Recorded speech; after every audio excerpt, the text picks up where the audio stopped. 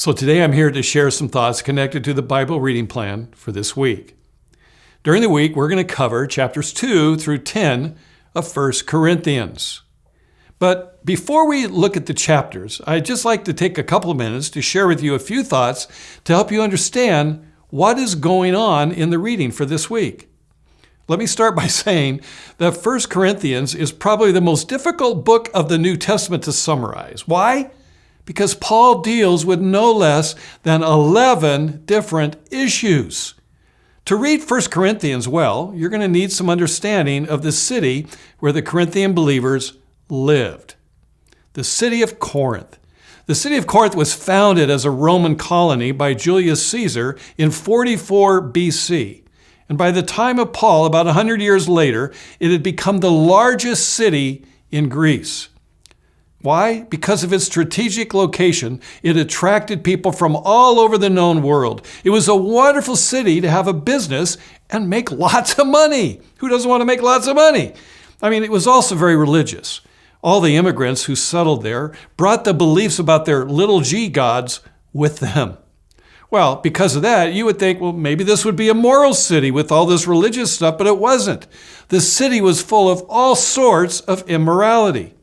So those who had become believers were among this very diverse population. And they all had brought their own spiritual and political baggage with them to their new Christian faith. Now, it's important as you read to be aware that the opposition to Paul in this letter was not from outside the church, but from within the church itself. And as you read, you'll notice that Paul and these believers seem to be at odds on every issue.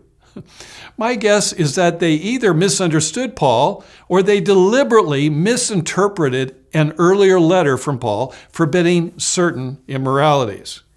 Literally, Paul is shocked that a Christian community could have brought itself to believe as this church does.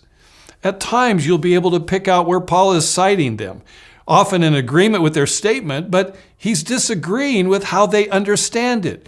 You'll see that in chapter 6, verses 12 through 13, chapter 7, verses 1 and 2, and chapter 8, verses 1 through 4.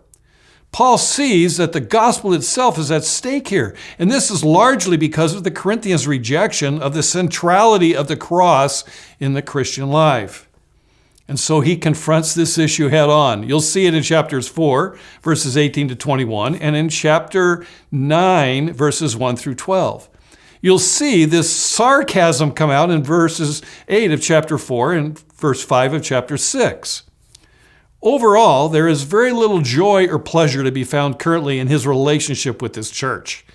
So with that said, let's walk through a few thoughts from the chapters we're going to read together. In chapter 2, Paul continues with the theme of wisdom he started in chapter 1. Here he talks about his preaching, that his preaching and wisdom come from the Holy Spirit. Its source was not from the human gifting of his eloquence or his human wisdom, not that at all, but that he proclaimed the testimony of God. And in sharing this, he wants them to move from their dependence from themselves to the things revealed by God by the Holy Spirit. I'm sure many of us can relate to this encouragement from Paul. God has gifted us with human intelligence and rational thought. And many times we can think to ourselves, you know what? I can figure this out. I know just what to do or what to say. And in the process, we can leave God out of the equation.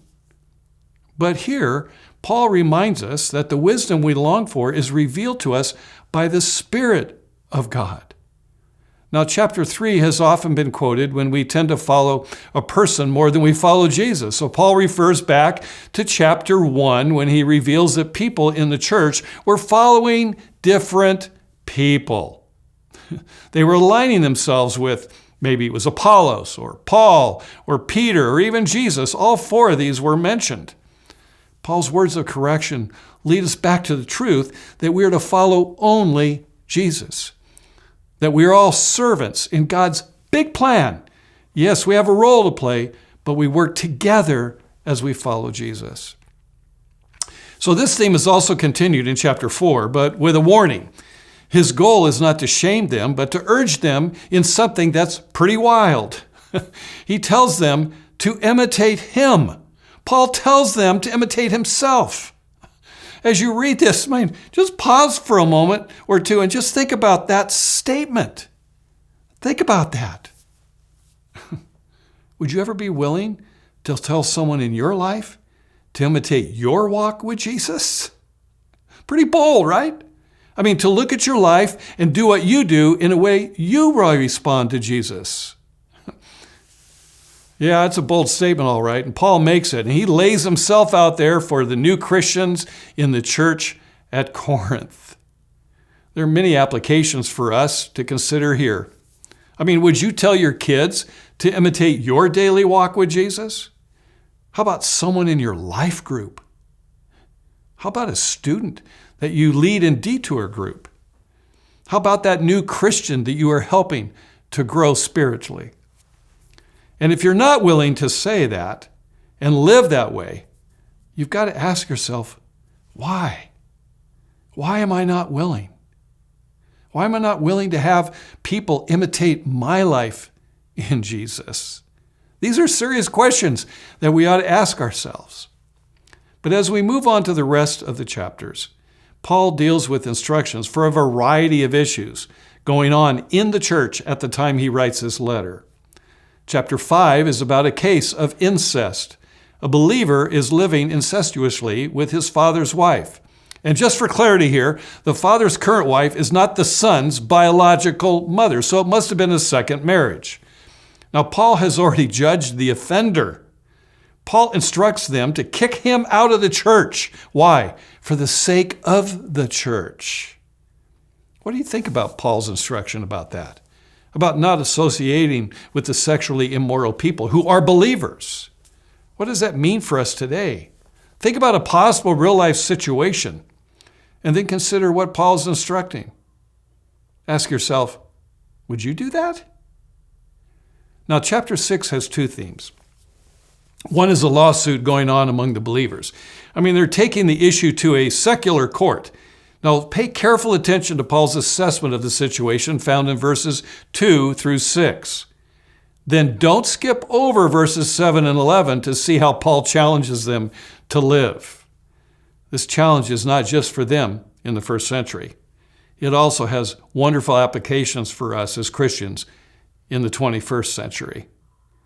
The second theme in chapter 6 has to do with sexual immorality. I can't help but see, and I'm sure you can, verse 12, and how it is for us today when they say, I have the right to do anything. How many times have we heard that? We hear that same rhetoric today, don't we? But look for Paul's remedy for us as Christians, found in verses 12 through 20. Now, as we move to chapter 7, he speaks to those who are married, who were once married, and to the never before married. I think that we can all find ourselves somewhere in this chapter in one of those three situations. Just take some time to read this slowly and read it more than once. Read it several times. Why? This chapter has been used by LBF as one of the biblical passages to help provide direction to our position paper on marriage and divorce. Now, chapters 8 through 10 deal with churches' questions about meat offered to idols. This was a serious problem to them, especially since the church was composed of both Jews and Gentiles who had different beliefs about this. The Jews believers were anxious to avoid contact with any, what they would call heathen idolatry. The situation was this. Most of the meat sold in grocery stores was slaughtered at the temples. Now, the priests would keep part of the meat for themselves, but the rest was used for private feasts or sold in local grocery stores. Here's the thing. In fact, sacrificial meat was sold at a cheaper price, making it way more attractive to these people who were poor Christians. If a friend or neighbor invited a Christian to a feast, it was likely that the meat had been dedicated to an idol. Should Christians participate in the feast? That was the question before them. Would some demonic power be present in the meat and hurt the believer? This is what they were thinking. This is what they were wondering. Would eating such meat defile the Christian? These are all the questions Paul's trying to deal with here. Now, we don't face the same exact problem today, but the basic situation is still with us.